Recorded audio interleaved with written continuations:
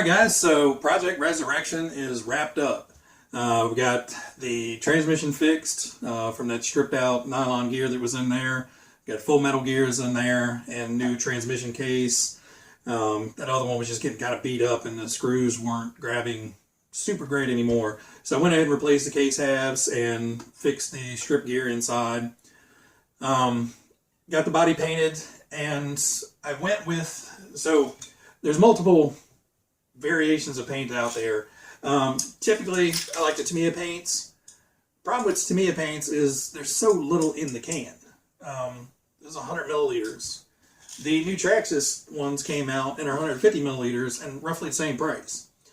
The Traxxas paints don't have anywhere near as many colors as Tamiya does, but I kind of used a little bit of both on this. So the first thing I did is I went to the store and figured out what colors I was going with. And I didn't want to do Gravedigger. I wanted to make it kind of its own thing. Stupidly enough, I got black and green for the paint scheme. So it's, you know, grave robber. It's what stood out. I should have gone with like the fluorescent purple or even the fluorescent pink or something, you know, just to make it not Gravedigger colors. I got the metallic black in the Traxxas paint. Now, it's a good-looking metallic black, and the metal flake in it is scale. So it has really, really, really tiny metal flake. So if you're doing like a car or even like a rock crawler or something, you know, it's going to have that metallic sheen to it. But I decided on this one, I really wanted to have some sparkle. I wanted that, you know, bass boat looking metal flake in there. So the best thing to do that with is the Tamiya Lame Flake, PS53. It's a clear paint, and all it is the metallic sparkles. And it's like a prismatic sparkle. So it's greens, it's oranges, blues, it's purples, it's everything. It really works best on black. I've tried it on a couple different colors, and it just kind of gets lost. Black is really where this shines. Shiny paint. So I did back it with the metallic black, so it has a metallic undertone to kind of the big lame flake metal flake in there. For the green, I went with the Traxxas fluorescent green, and when I sprayed this on, I immediately was like, that looks exactly like a Gravedigger ripoff. It just had that really bright, vibrant green and black, and I was like, ah. So I broke the rules and did not back the green with either silver or white. Normally, to keep that pop of a fluorescent color, you would back it with silver or white. That way, you know, it's reflecting all that color through kind of the somewhat transparent green paint. I went ahead and backed it with the black. That way it toned it down, and it ended up being like a Hulk green. So, you know, it works well. In the sunlight, looks awesome. In here, you know, you kind of lose the writing on the side and the top a little bit. And, you know, the jaggedness doesn't stand out so much. But I will get some, you know, outdoor pictures of it and put it up. And then for the rest of it, you know, just the little side steps and the streak down the hood. Whoops. And the front end we did with PS12 Tamiya silver. This grill section is a separate section.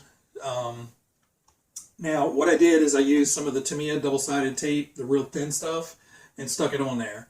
Now, it fits, but it doesn't fit perfectly.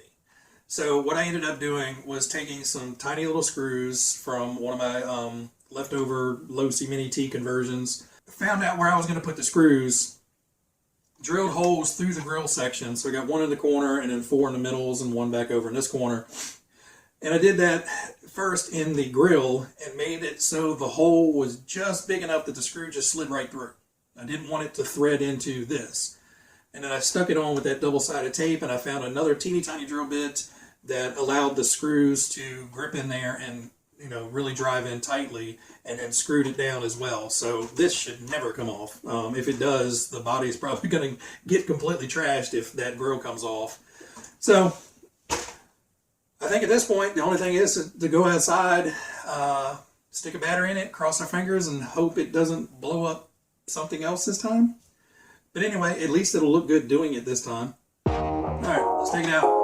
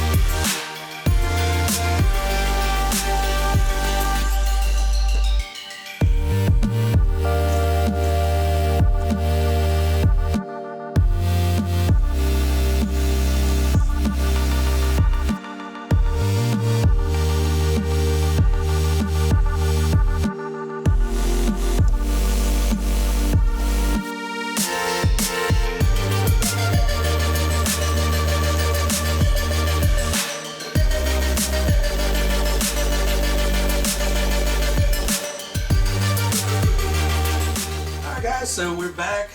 Project Resuwrektion's, first drive as, a whole unit. It did pretty well. The biggest problem I'm having is this motor is just entirely too much for this slipper clutch setup. So I'm going to have to look at, upgrading that to the newer style with the bigger, thicker pads. I was hoping with, new friction pegs and stuff in here, it would be fine. Basically, I've got it cranked down as tight as I can, and it's still slipping. So there's just not enough clutch material there to, grip, which is a good thing, bad thing. It is keeping it from self-destructing everything back here by putting too much power to the ground, and it certainly is making it a bit more drivable as far as, keeping the front end down. But even with that super slipping of the clutch, you saw in the video that, once it gets up to speed and that clutch kind of fully engages, the front end just wants to fly right up on it. So it made it home in one piece-ish. I brought it back to the garage to tighten up the slipper clutch. Realized that it was pretty much all the way down. I couldn't get any more tight out of it. And I was like, okay, we're just going to keep driving it like it is. If it melts, it melts. And when we went to drive away, the tire took off. And then immediately, you picked a fine time to leave me loose. Wheel popped into my head. Which, no big deal. Just the wheel nut came off. I have no idea where it went. I'm pretty sure it flung it into orbit somewhere because I didn't even see it come off. It drove, it did a wheelie and it landed, and when I went to hit the gas again, I could hear it grinding, and I was terrified that something in the transmission let loose. and then I hit the gas again just to see, you know, what is that grinding noise, and the tire just went like that. So I figured either it broke the rear hub carrier back here, or something happened, simple. But yeah, we just lost a wheel nut. So, you know, it made it back in one piece-ish. But yeah, this guy is fun to drive. This 4,000 kV is a little too much. Probably 3,200 would have been a little bit better. Not quite as fast. It just, the problem with this is once you get on power, the front tires don't want to do anything. They just kind of slide.